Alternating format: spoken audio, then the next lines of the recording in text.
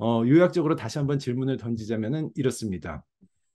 철학이 사회와 함께하기 위해서는 사람들과 함께하기 위해서는 어떤 매체, 책이 되었건 무엇이 되었건 어떤 매체가 필요한가?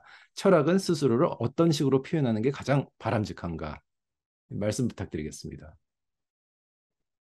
그, 사실 이것도 사람마다 참 이게 다른 식으로 접근할 것 같아요. 가령 이제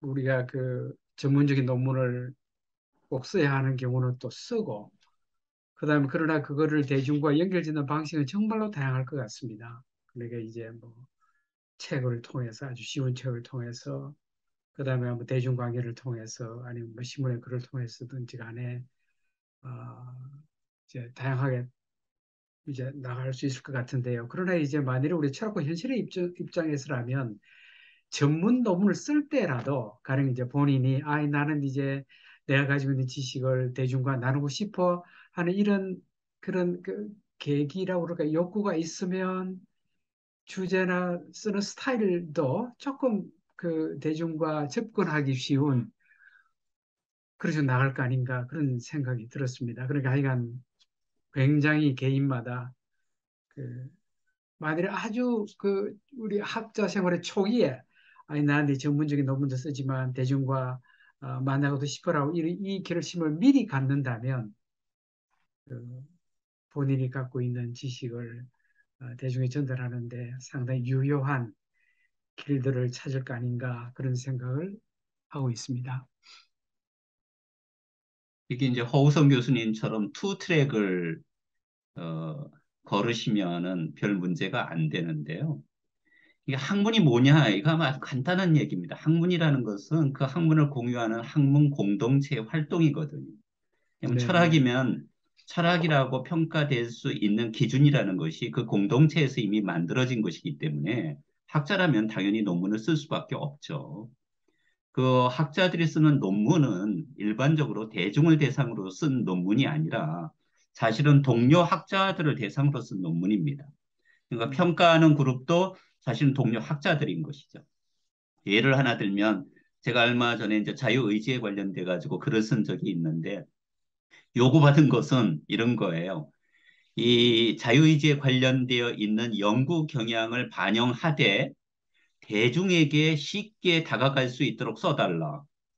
되게 어려운 과제이잖아요. 그렇지 않습니까? 그러면 예를 들자면 이런 거예요. 자유의지에 관련된 선행 연구들은 어마어마하게 많습니다. 최근에 연구되고 있는 인지과학과 뭐 예를 들면 인공지능 문제까지 포함시킨다고 그런다면 이러한 글을 갖다가 대중이 이해한다는 것은 거의 불가능합니다. 그뿐만이 아니죠. 지금 철학의 세부 분과로 들어가 보면 분화되고 세분화되고 전문화되기 때문에 똑같은 철학 교수라고 하더라도 주제가 달라지고 분과가 달라지면 이해를 못 합니다, 사실. 우리가 동양 철학의 연구 논문을 서양 철학자가 쉽게 접근하지 못하고 예컨대 서양 철학의 논리학 논문을 갖다가 동양 철학자가 아니면 다른 서양 철학자가 쉽게 이해하지 못하는 것이거든요. 이거는 하나의 그냥 사실입니다. 팩트입니다. 이것을 제가 보기에는 개선하기는 되게 어렵다. 학문이라는 제도가 유지되는 한 학문이 진화하고 발전하는 과정은 사실은 학문 공동체 안에서 이루어지는 것이기 때문에 그것은 그대로 유지돼야 된다고 생각을 해요. 그런데 내 의지가 과연 자유로운가? 정말 내가 이제까지 스스로 선택한 것이 내 의지대로 이루어진 것인가는 학자들의 질문이 아니라 모든 사람들이 가지고 있는 질문이거든요. 그럼 이것을 갖다가 일반 대중들이 관심이 있는데 이것에 부합하게 쓰는 글쓰기 방식과 전달 방식은 학자가 논문 쓰는 방식과는 전혀 다른 것이어야 된다고 저는 생각을 합니다. 그러니까 어려운 거예요.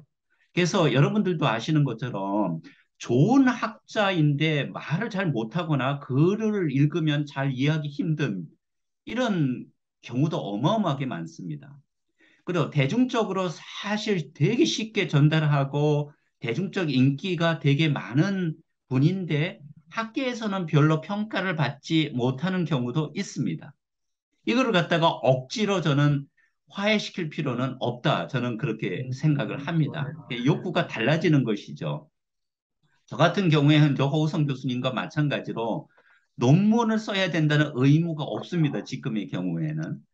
그럼에도 불구하고 내가 이제까지 연구했던 분야에 예를 들자면 지금 어떤 연구가 이루어지고 있는가에 대한 관심은 여전히 있습니다. 그렇죠? 그러니까 좋은 학자이기보다는 저는 최근의 경우에는 어떻게 하면 이 철학이라는 그 학문이 일반 대중들에게도 의미 있게 남을 수 있을 것인가에 훨씬 더 관심이 많습니다. 그러니까 아까 저에게 요구되는 것이 똑같이 요구되는 거예요. 깊이가 떨어지지는 않지만 어떻게 하면 내가 고민하고 내가 생각한 것을 쉽게 대중들에게 전달할 것인가 하는 것을 고민을 하거든요. 그러니까 그게 되게 어려운 거예요. 그래서 최근에 제가 소크라테스를 엄청 좋아해요. 왜냐하면 소크라테스가 책을 한 권도 안 썼잖아요. 예. 정말 이게 의미 있는 거예요.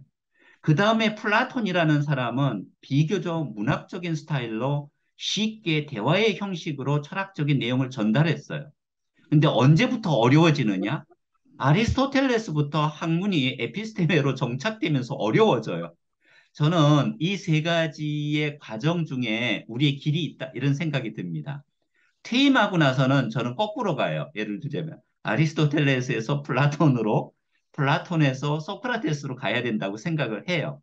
모든 사람이 갈 필요는 없지만 그렇다면 소크라테스가 사람들이 모여 있는 광장으로 나아가서 그 광장의 언어를 사용해서 철학적인 의미를 전달하려고 노력한 것이거든요. 그런 의미에서 그럼 요즘 사람들은 도대체 광장에서 어떻게 이야기하지? 이렇게 이야기하다 보면 광장이 예를 들자면 시장처럼 오프라인으로 모이는 곳일 뿐만 아니라 요즘에는 온라인도 광장이 된 거예요. 아고라가 된 거예요. 그런데 이 인터넷 커뮤니티에서 모이는 사람들은 예를 들자면 오프라인에서 모여 있는 사람들과는 다른 매체를 사용을 해요. 이런 매체들에도 우리는 조금 친숙해질 필요가 있다. 그래서 제가 보기에는 너무나 전문적인 전문 용어를 쓰는 아리스토텔레스보다는 일반적인 예컨대 글을 통해서 대중적으로 전달하는 문학적 글쓰기를 하는 플라톤과 예를 들자면 대중의 언어를 사용하는 소크라테스의 지혜를 21세기에도 우리는 빌릴 필요가 있지 않은가 이런 생각을 해봅니다. 예, 저도 지금 이진호 선생님 말씀하신 거에 상당히 공감을 하면서 우리가 바로 앞에서 이야기했던 거랑 연결시킬 수 있을 것 같아요. 저도 호성 선생님 말씀하신 것처럼 철학자들은 투트랙으로 가는 게 맞는 것 같다라는 생각을 하거든요. 그래서 연구라는 것도 해야 되고, 그다음에 일반인들이 좀 궁금해하는 것들을 풀어주는 어떤 뭐 글을 쓴다든지 아니면 뭐 여기 선생님들 하신 것처럼 뭐 글을 쓴다는 게 뭐 그 책이나 이런 것뿐만 아니라 뭐 언론, 그러니까 신문이나 이런 데다 기고를 하실 수도 있고 아니면 세밭이나 이런 것들에 어떤 강의를 하실 수도 있고 저는 그런 것들이 다 의미 있는 작업이라고 생각을 하는데 일반적으로 연구 업적의 양을 요구하는 데서는 그런 쪽은 연구 업적으로 쳐주지를 않거든요. 그러니까 어쩔 수 없이 그 논문에 해당하는 글들을 먼저 쓸 수밖에 없고 그 여력이 지금 두 정연하신 선생님들처럼 이제 그쪽에서부터 좀 해방이 되어야지 그 좀 세상적인 글, 일반인들을 대상으로 하는 글들을 좀 더 쓸 수 있게 되는 거 아닌가라는 생각을 하거든요. 그래서 그 부분이 아까 제가 말씀드렸던 그 제도적인 장치들이 우리로 하여금 좀 너무 그 어떤 갈 수 있는 길을 제한하는 것이 아닌가라는 그런 아쉬움을 갖게 하고요. 두 번째로는 그것을 펼치는 마당이 글이어야만 한다고 저는 생각하지는 않습니다. 그게 언론이라는 것도 뭐 신문은 글이겠지만은 이런 방송이나 이런 것을 통해서 아니면 요즘 뭐 유튜브라는 것이 워낙 활성화되어 있으니까 이제 그런 어떤 매체들을 통해서 하는 것도 저는 충분히 의미가 있다고 생각하고 그런 의미에서 이제 이 온라인이라는 것이 상당히 많이 어떤 그 매체 역할을 할 수 있다라고 생각하는데 저는 그럼에도 불구하고 아직은 좀 이렇게 직접 만나서 이야기하는 것도 조금은 그 확장시킬 수 있지 않을까라는 생각을 하거든요. 그러니까 저 같은 경우에 저에게 가장 많은 영향을 받은 사람들이 누구냐라고 하면 저한테 배운 학생들이라고 생각을 하고요. 그리고 솔직하게 제가 뭐 전공이든 교양이든 제 수업을 들었을 때 그 철학적인 내용을 가지고 학생들이 굉장히 많이 배웠습니다라고 하는 학생들보다는 그냥 일상에서 나눈 이야기들, 그 친구들이 고민을 털어놨을 때 그 고민들을 들어주면서 이렇게 생각해 보는 게 어때? 저렇게 생각해 보는 게 어때?라고 질문을 되던져 주는 뭐 그런 작업을 하는 학생들, 그러니까 그런 종류의 교감이 있었던 학생들이 저한테 그래도 가장 긍정적인 영향을 받은 것이 아닌가라는 생각을 하거든요. 그러니까 그런 의미에서는 이 어떤 매체가 꼭 글이나 뭐 이런 것으로 한정될 필요는 없고 하여튼 저희가 사용할 수 있는 모든 것을 활용하는 것이 좋다고 생각을 하고 뭐 이런 기회에 조금 이제 뭐 광고 비슷하게 한다라고 하면 그래서 저희 그 철학과 현실 그러니까 이 철학문화연구소에서 그 내년 정도에는 철학 카페라는 거를 좀 만들려고 하고 있어요. 그래서 실제로 그 커피 같은 걸 마실 수 있는 카페인데 네. 그 일반적인 카페랑 좀 다른 것이 뭐 그게 늘 24시간 돌아가긴 어렵겠지만은 적어도 어떤 철학적인 담론을 이야기할 수 있는 그게 뭐 특강이 됐던 북콘서트가 됐던 아니면 그냥 만나서 자유롭게 이야기를 하던 그런 종류의 소위 말해서 스킨십을 할 수 있는 그런 오프라인을 음, 좀 저희가 마련하려고 하고 있거든요.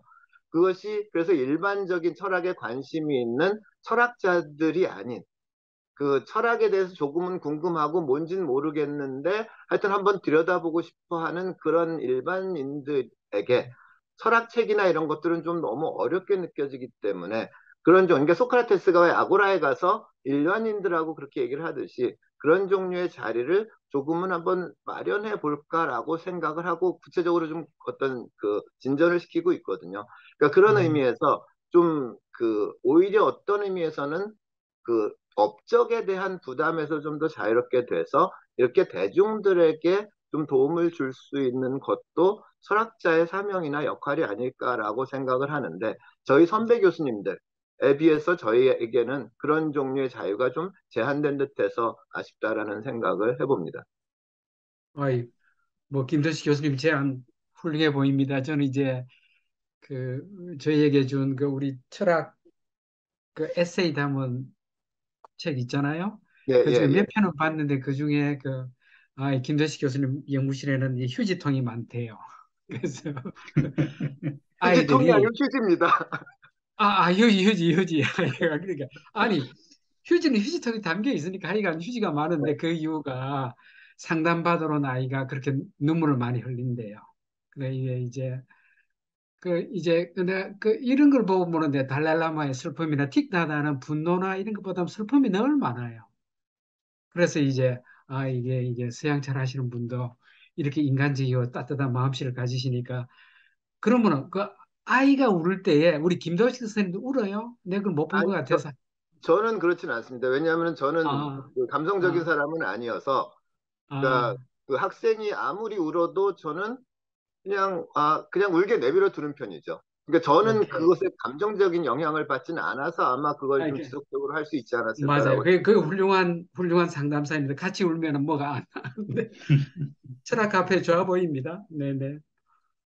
예, 저도 우리 전문적인 연구하고 대중애한테 그걸 전달하는 투 트랙을 다 하시는 우리 허우성 교수님, 이준우 교수님 그 기여에 정말 아주 항상 감탄하고 있고요. 또 학생들하고 대면 접촉하는 우리 김도식 교수님의 활동도 너무 항상 부럽고 조금이나마 따라 해야 되겠다라고 생각을 많이 하고 있는데 동시에 어, 이런 여러 가지 역할을 다 할 것을 하기 어려워진 면도 있으니까 어떻게 보면 그 안에서도 좀 분업을 하면 어떨까라는 생각도 듭니다. 본업을 그러니까 우리 이준유 교수님 말씀하신 대로 벌써 아리스토텔레스 때부터 이제 분화가 되기 시작을 했는데 지금은 정말 세부 학문, 철학 내에서도 커팅 엣지 리서치 하는 사람들은 정말 옆에 분야가 뭔지도 알기가 굉장히 어렵고 그런 상황인데 이제 체량된 연구를 해가지고 정말 프론티어를 넓히는 데는 이게 불가피하다고 당연히 생각이 되니까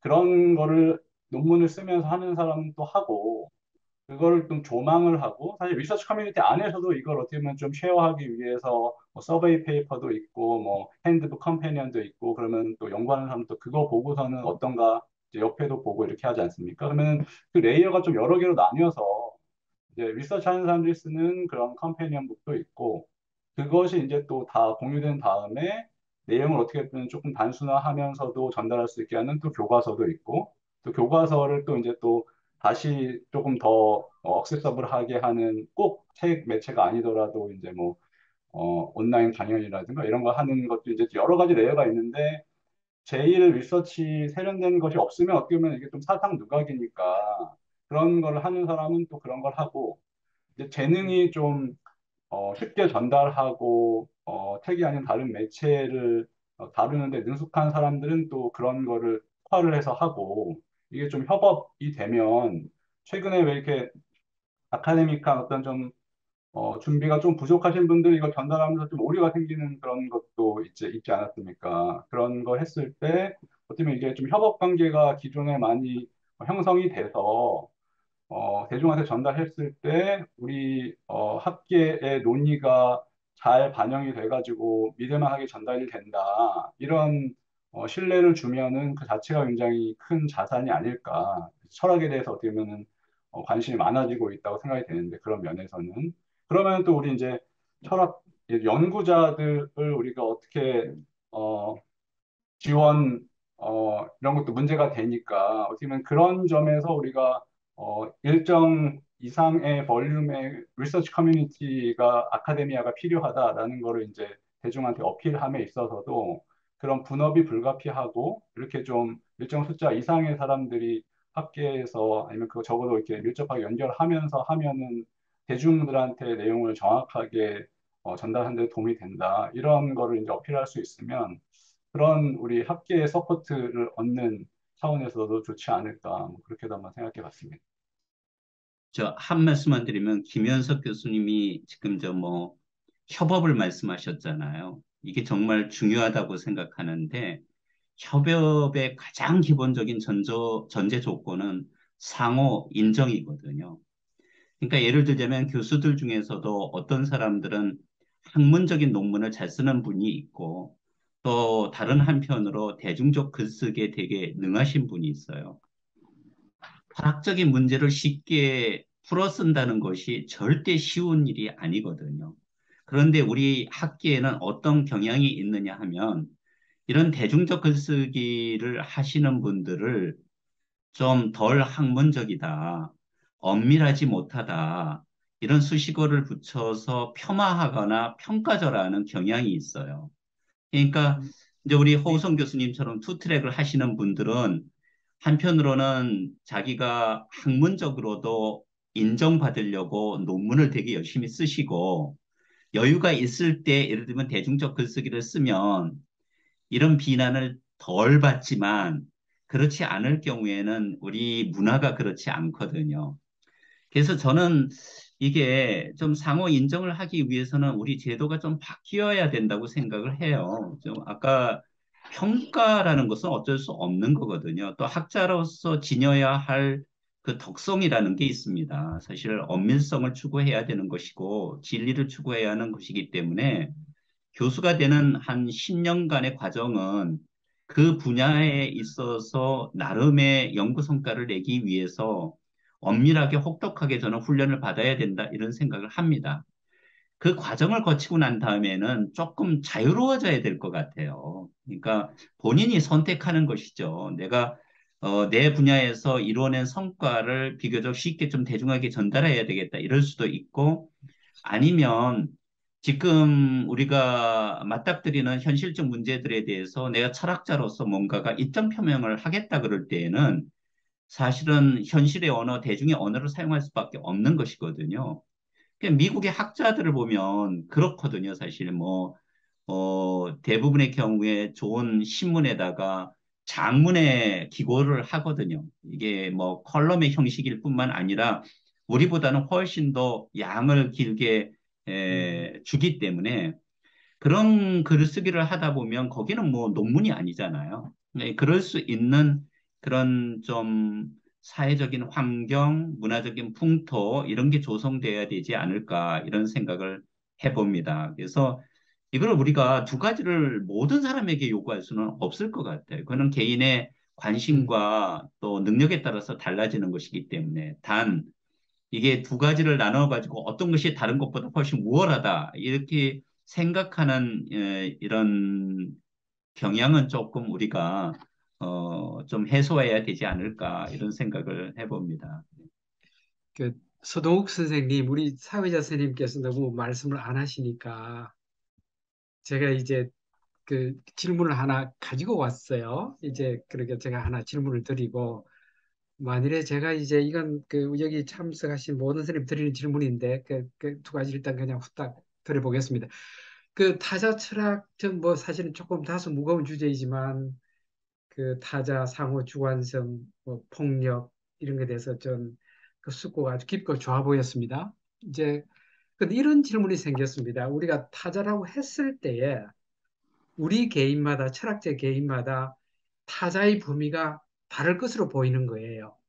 그러니까 타자라고 우선 인정받는 것만 해도 이제 뭐 괜찮은 자리가 되는 것 같이 말이죠. 그러니까 이제 철학자라고 할 수 없지만 그 이태석 신부라는 분이 계셨어요. 이젠 타계하셨지만 이분한테는 저기 그 수단에 있는 그 아이들 빈곤 뭐 이런 질병에 시달리는 그런 사람들이 타자가 되는 거예요. 그러니까 이제 의식적으로 상대로 받아들여야만 이제 타자가 되는 건데, 그러니까 우리 개개인한테는 타자조차도 늘 제한적이 돼서, 사실 오늘 여성 대담자가 없어서 좀 섭섭했습니다. 제가 한 일주일 전에 알았으면 제가 제안을 드리는 건데, 너무 늦어서. 그럼 그분들은 또 우리랑 전혀 다른, 뭐 비슷하지만 또 다른 말씀 하실 것 같은데, 그럼 제가 질문이 이렇습니다. 그러면 타자로 인지하고 구체적으로 이해해야 할 대상이 늘 제한적인데 우리 사회자 선생님, 우리 서 교수님은 이 타자의 폭을 대중이라고 말씀하시니까 우리 현실 대중이라고 말씀하시니까 어떻게 확장하시려고 생각하고 계시는지 질문 하나 하고요. 그다음에 이제 저는 이제 아무래도 그 인도 철학 이런 쪽에 있으니까 이제 우리 모두에게 드리는 질문입니다. 그다음에 오늘 또 신문 보니까 이게 시진핑이 그 뭔가 이게 뭐 어디 연설하면서 다당제, 상권 분립, 소위 우리 민주 자유주의 체제가 주장하는 것 다 부인해요. 공산당 하나밖에 없으니까. 그럼 이제 인도 자이나교에 이런 우화 있습니다. 장님 코끼리 더듬기 우화예요. 그 대상이 사람이든 사건이든 그에 대한 우리의 판단은 상대적인데 어, 이제 인도 자이나교에서 이런 이야기 있습니다. 어느 날 왕은 궁전에 커다란 코끼리를 묶어 세워두고 5장님을 불러들인 다음 여기에 묶여 있는 것이 무엇인가 물었다. 한 사람씩 코끼리를 만진 다음 그들은 자신들의 지각, 주로 촉각에 근거해서 이것이 무엇인지 알아냈다고 대답합니다. 코끼리 코를 만진 사람은 거대한 뱀이라고 그랬고, 그 다음에 꼬리를 만져본 사람은 새끼줄이라고 그러고, 이제 셋째는 다리를 만졌는데 나무둥치라고 했다. 그런데 이제 서로 이제 격렬하게 논쟁을 벌여요. 물론 여기에는 왕도 없고 이게 자이나교 성자 진나는 사실은 이 코끼리인 걸 알아요. 그런데 여기는 진나 성자가 없습니다. 그러면 제가 이제 정말로 세계사적인 입장에서 시진핑 같은 친구도 있고 그다음에 누구예요? 젤렌스키, 푸틴 같은 있을 경우에 우리가 믿는 바가 정말로 진리로 가까이 가는 것인지 어떻게 확신할 수 있겠는지예요. 이 질문 드리는 건 물론 1년 반 전만 해도 윤석열이라는 사람이 대통령 될 줄 제가 들어보지도 못했는데 너무나 우연적이고 불확실성이 가득 찬 국내 정치도 그렇고 국제 정치도 그렇고 그러면 우리 소경이 여러 사람이 있으면 좀 나을까? 이상의 두 가지 질문입니다. 하나는 우리 서 교수님께 드리는 질문이고 사회에서 아닌데 미안합니다. 아, 질문 주셔서 감사합니다. 그리고 제 말씀이 안 타자체가 들려서. 들리세요? 네, 예. 질문 감사드리고요. 또 대책에 대해서 좋은 말씀 해주셔서 감사합니다. 이게 어, 좀 주제 안에서 흡수해서 얘기할 수 있을지는 모르겠는데 주신 질문은 대단히 흥미롭고 좋은 질문이라는 생각이 들었습니다. 그러니까 타자는 왜 타자인가 하면은 그야말로 다르기 때문에 오로지 그 다르다라는 것 때문에 타자이지 않겠습니까? 그러니까 내가 누구를 타자로 인지하더라도 인지해서 어떤 정체성을 부여를 했더라도 바로 그것과 다른 지점이 또 있다라는 것이겠죠. 그건 결국 뜻하는 게 뭔가 하면은 그 타자와 맺는 관계가 뭐 의무를 완수하는 것이 되었건 아니면 선행을 하는 것이 되었건 뭐가 되었건 완전히 달성되지 못하고 늘 다른 부분, 여분, 또 다른 모습, 또 다른 타자가 남는다라는 걸 뜻하는 것 같습니다. 그러니까 결국은 우리 삶의 과제는 종결되지 못한다라는 것, 우리는 우리의 과제를 완수하지 못한다라는 그 겸손을 알아야 된다라는 것을 타자와의 관계는 가르쳐 주지 않을까 생각을 해봅니다. 오늘 다루고 있는 주제와 좀 연관시켜서 말씀을 드리자면은 바로 철학이 사람들에게 대중들이 되었건 뭐라고 불릴건 어떤 사람들이 되었건 사람들에게 다가가는 태도 역시 그런 늘 미치지 못하는 그런 미지의 영역을 철학은 마주할 수밖에 없다라는 그런 어떤 겸손한 확인 속에서 이루어져야 되지 않는가 하는 생각이 듭니다. 간략히 답변 드렸습니다. 감사합니다. 네. 두 번째 질문은 편하게 허우성 선생님 두 번째 질문 뭐 편하게 답변해 주시죠. 저는 오늘 일관되게 그 철학이라는 건 문제 자체를 문제 삼는 학문이라고 말씀을 드렸으니까 그거를 적용을 해서 한번 접근을 해보면은 허성 선생님의 그 코끼리 사례 자체가 이미 어떤 걸 전제를 하고 있냐면 그것이 코끼리다, 정답이 있다라는 걸 지금 맞아요. 전제로 하고 있거든요. 근데 이제 우리가 살고 있는 그 자체가 과연 그 전제를 그 일반화시켜서 통용할 수 있느냐의 문제부터 저희가 따져봐야 될 것 같아요. 특히 가치관의 문제나 뭐 아까 뭐 얘기했던 시진핑으로부터 이야기를 시작했는데 뭐 정치적인 국제관계나 뭐 이런 것들이 과연 서로 이해관계가 다른 상황에서 정답이라는 거를 맞출 수 있을까에 대한 것이 저는 글쎄 그쪽을 제가 잘 모르겠어서 장담 못하지만은 적어도 코끼리만큼 그렇게 명확한 정답을 갖기는 어려운 주제가 아닌가라는 생각을 그냥 잠깐 들었습니다. 다른 분들이 아마 저보다는 좀 더 그 좋은 대답을 해주실 수 있지 않을까라고 한번 기대해 보면서 다른 분들에게 그 패스하겠습니다. 코끼리 이야기가 나오니까 갑자기 그 뭐 심리학에서 이야기하고 있는 우화가 생각이 나는데 여러분들 다 아시는 거죠. 방안의 코끼리. 누구나 다 알고 있는 문제이기는 하지만 이것을 이야기할 때 훨씬 더 위험한 결과가 초래될까 두려워서 아무도 얘기하지 않는다는 현상을 우리가 방안의 코끼리라고 그러잖아요. 저는 인류가 21세기에 직면하고 있는 문제들이 확실히 있다고 생각을 합니다. 사회적 불평등, 사회 정의, 기후변화, 뭐 난민 문제, 뭐 이런 것들은 다 핵심적인 문제들이죠. 근데 21세기에 들어와서 거대한 트렌드처럼 자리를 잡고 있는 것이 반토대주의입니다. 반보편주의 이런 것들이거든요. 그러니까 어떤 확고부동한 진리가 있지는 않는다고 하더라도 그래도 많은 사람들에게 의미가 있고 또 받아들여질 수 있는 그런 것을 찾아가는 것이 저는 철학이라고 생각을 해요. 그러니까 저는 질문을 하는 것이 철학이라는 것을 전적으로 동의합니다. 사실 늘 제가 질문하는 학문이 철학이다. 적어도 강조하고 반복적으로 이야기를 하고 있기는 하지만 그럼에도 동시에 이 질문하는 과정 속에서 소크라테스가 그런 것처럼 많은 사람들이 동의할 수 있는 무엇인가를 우리가 찾아낼 수 있다는 믿음이 없다면 그냥 절대적인 진리에 대한 부정은 정말 파괴적인 저는 상대주의에 빠질 수도 있다 이런 생각이 들거든요. 조금 더 쉽게 얘기하면 이런 걸 얘기해 볼 수 있을 것 같아요. 최근에 이제 K 영화라고 그래가지고 뭐 기생충이니 또는 드라마로서는 오징어 게임 같은 것들이 세계적으로 인기를 끌잖아요. 그 이유는 한국적인 소재를 가지고 출발을 했지만 사실은 인류 공동체가 가지고 있는 보편적인 문제를 건드렸기 때문에 그 K 영화에 대한 평가가 높은 거거든요. 그런데 반면에 예를 들자면 생각나는 것이 예전에 서편제라는 영화가 있었습니다. 되게 국내에서는 인기를 끌고 전통 문화에 대한 어떤 의미를 다시 부상시킨 좋은 영화이기는 하지만 국제적인 평가는 별로 좋지 않았습니다. 그러니까 거기에는 어떤 문제가 등장을 하냐면 득음을 하기 위해서 자기 딸을 갖다가 예컨대 눈을 멀게 한다라는 이것은 어느 문화에서 쉽게 받아들여질 수 있는 문제가 아니거든요. 최근에 영화를 보면 고레에다 히로카즈의 브로커라는 영화 여러분들 기억하실 겁니다.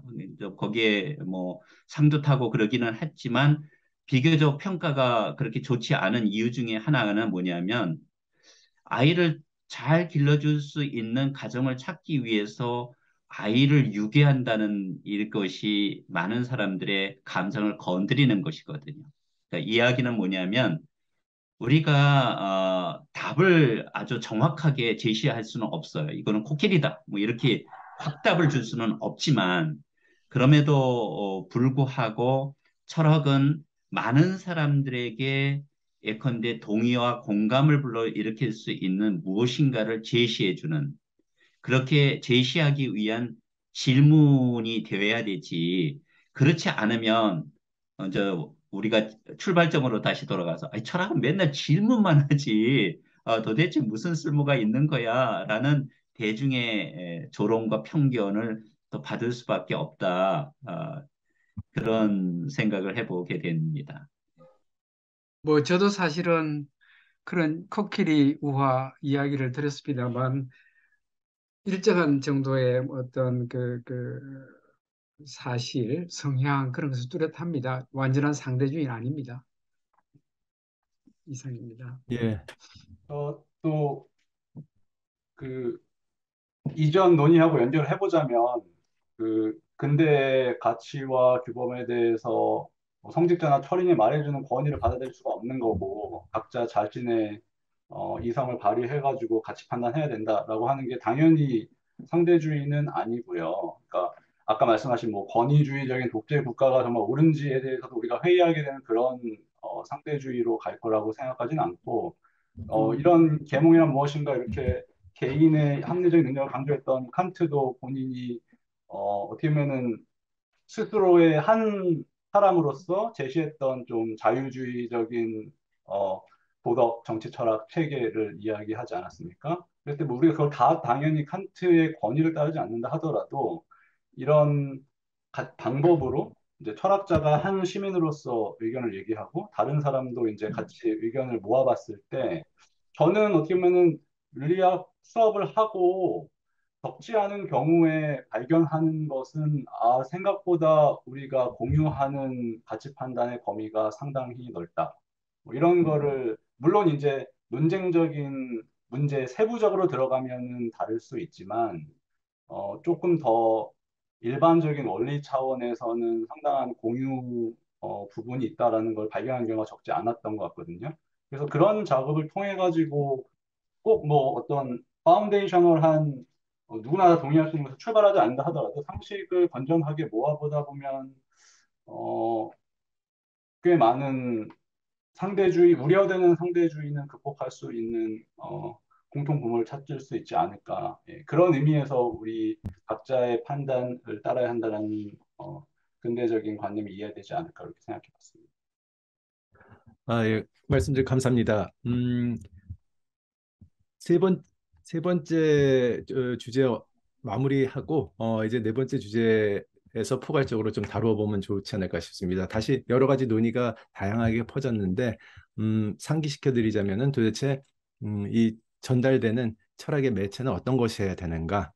그 대중적인 책, 그 다음에 대학 안에서 제도적으로 자리 잡은 그런 논문 쓰기 이런 투 트랙일 수밖에 없고 그것을 좀 긍정적인 상호 인정관계 속으로 잘 들어설 수 있도록 하는 게 중요하다. 이런 말씀을 해주셨습니다. 개인적으로 저는 플라톤이나 아니면 사도 바울이나 아우구스티누스나 아니면 니체 같은 이 전문 독자와 그다음에 일반 독자의 구분을 없애고 모든 사람을 독자로 창조하는 이런 식의 철학책이 언젠가 나올 수 있고 또 나오기를 좀 기대를 하고 희망을 해봅니다.